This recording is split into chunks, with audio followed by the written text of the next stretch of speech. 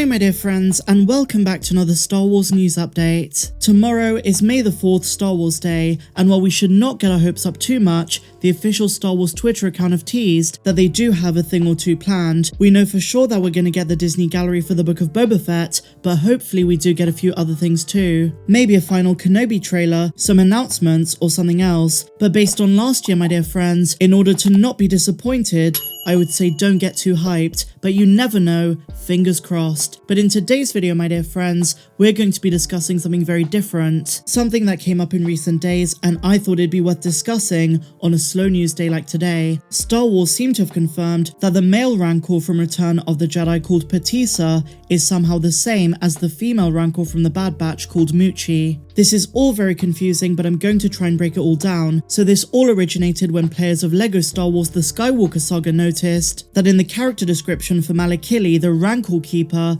it mentions that his favourite Rancor was called Pateesa Muchi. Now the revelation that this brought is that Pateesa and Muchi seem to be the same creature, and both names put together are their full name. Now one caveat to this, one disclaimer, is that LEGO Star Wars is not canon. However, they would have had to have gotten this information from somewhere. They would have sought Lucasfilm's approval before making these character descriptions, and I doubt they would have put forward such a bold claim out of nowhere. But there are some other possibilities. One is that Pateesa was not the name of the original Rancor, but rather a nickname given to him. Pateesa in Huttese means friend, and maybe Malakili called all of the Rancors this before their actual name, in this instance Pateesa Muchi. But for original Trilogy fans and those who followed Legends continuity, some of the early Legends books, it is clear that Pateesa was actually his name, not a nickname.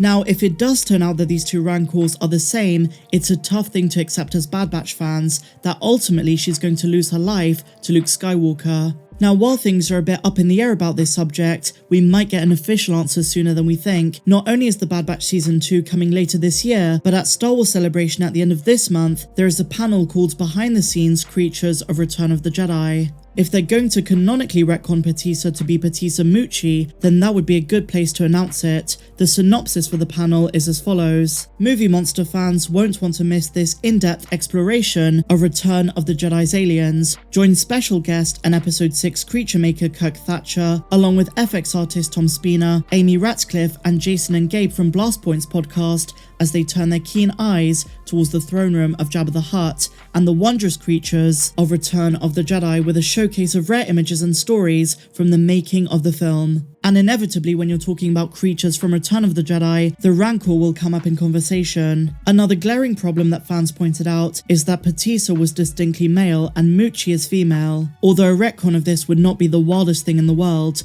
Let's see what happens, but with the Bad Batch Season 2 still slated to release this year, I hope we do see Muchi again, and more connections are drawn if they are indeed the same Rancor.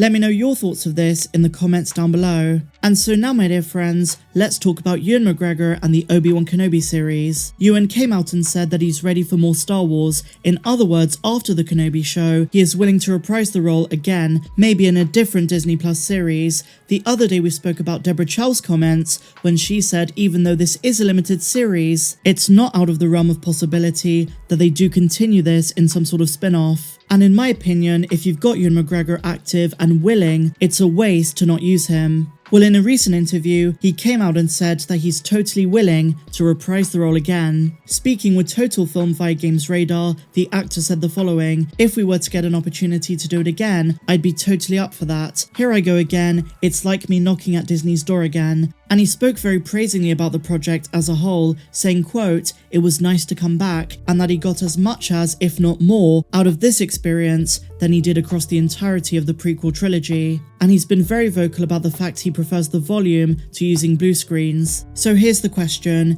if they are able to get Ewan McGregor on board to do more as Obi-Wan Kenobi, what sort of stories do you tell? Where do you place him? And what shows could he appear in? At the moment, the time gap between Revenge of the Sith and A New Hope is the only missing piece when it comes to Obi-Wan's story. And now with the comics that are coming out, his story as a kid is also being explored. Not to mention that the Clone Wars and to some extent Star Wars Rebels expanded his story too. So pretty much all of the major events from Obi-Wan's life will be covered once the Disney Plus series finishes, but that doesn't mean that Obi-Wan can't make additional appearances. is, even after the Kenobi series, there are still parts of that 10 years before A New Hope that could be explored, so Kenobi could have a sequel. And it's in that sequel they might give us a live-action version of the Star Wars Rebels duel with Darth Maul. But outside of this time period, there is always the possibility of flashbacks in Ahsoka. Hayden Christensen is already confirmed for the Ahsoka series, but why not Ewan McGregor as well? Not to mention the fact you could have him as a Force ghost. But the problem with the Force ghost is, it has to be Alec Guinness's depiction. Because according to George Lucas, the way you look as a Force ghost depends on the image the individual Jedi has of themselves as they die and become one with the Force. This is why George decided to change Anakin's Force ghost from Sebastian Shaw to Hayden Christensen, because Anakin looks like how he did before he fell to the dark side. And by similar logic,